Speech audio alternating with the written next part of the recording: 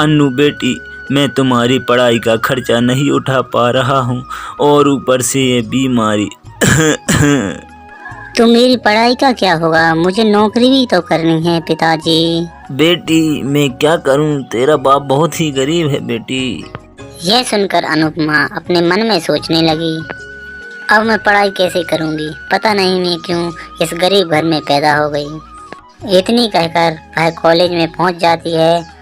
वहां पर एक राहुल नाम के लड़के को अपने प्यार में फंसा लेती है। राहुल तो बहुत छपरी टाइप का था और उससे वह प्यार करने लगती है।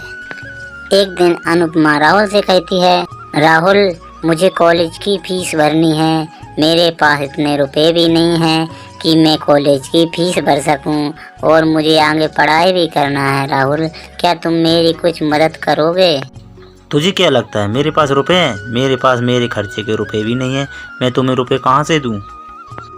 इतनी कहकर राहुल वहाँ से चला जाता है और अनुपमा भी अपने घर चली जाती है। तभी अनुपमा का पिता कहता है, अनुपमा बेटी, मैं कुछ ही दिनों का मेहमान हूँ, तुम्हारी शादी करके मैं चैन से मर सकूँगा। पर पिताजी लड़का क्या करता है? लड़का तो किसान है बेटी। इतनी सुनकर अनुपमा अपने कमरे में चली जाती है और दूसरा दिन होते ही वह कॉलेज में राहुल से जाकर कहती है। तभी राहुल कहता है, तो ठीक है, कर लो तुम शादी, उसके रुपए से खूब पढ़ाई करना और तुम्हारी नौकरी लग जाए और फिर हम दोनों वहाँ से भाग जाएंगे। हाँ तुम ठीक कहते हो, मैं ऐसा ही करूँगी।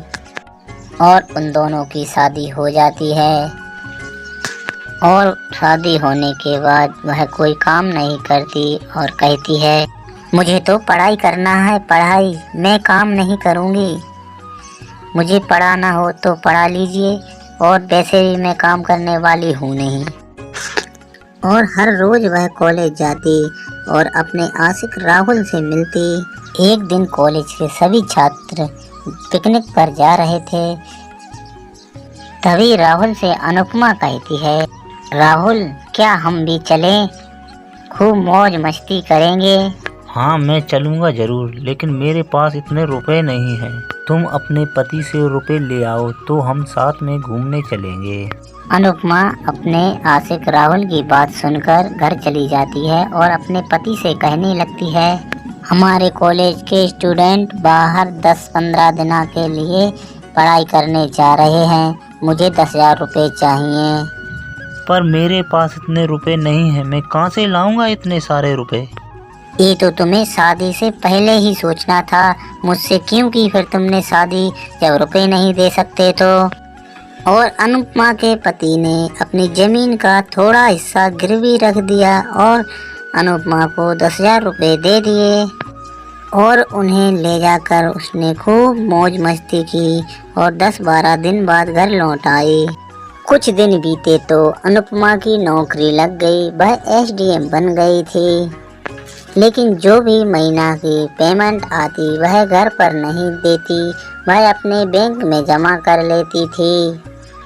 अनुपमा का पति बहुत परेशान हो गया था क्योंकि उसने जो कर्ज लिया था वह हर रोज उसे रुपए मांगने आया करते थे।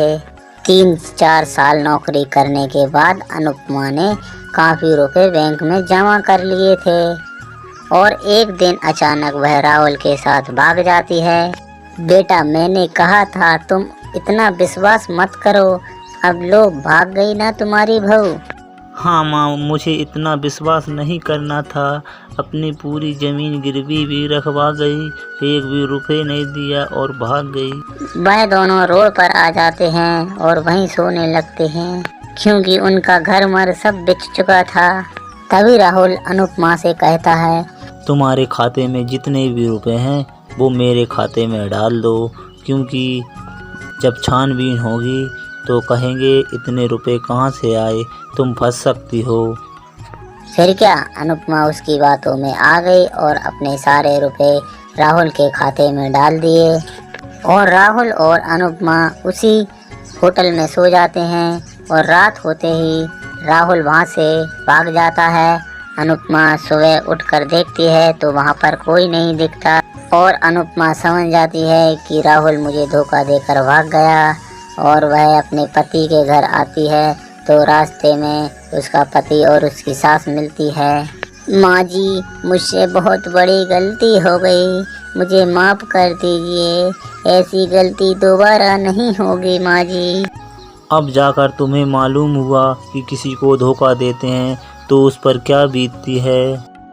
और वह तीनों राजी राजी घर आ जाते हैं और वह एसडीएम का काम करने लगती है और रुपए आते हैं तो कर्जा भी पट जाता है और चैन से रहने लगते हैं। और हमारे कार्टून वीडियो थोड़ा भी अच्छा लगा हो तो लाइक कर दीजिए और ऐसी वीडियो देखना चाहते हैं तो हमारे चैनल को सब्सक्राइब कर लीजिए। धन्यवाद।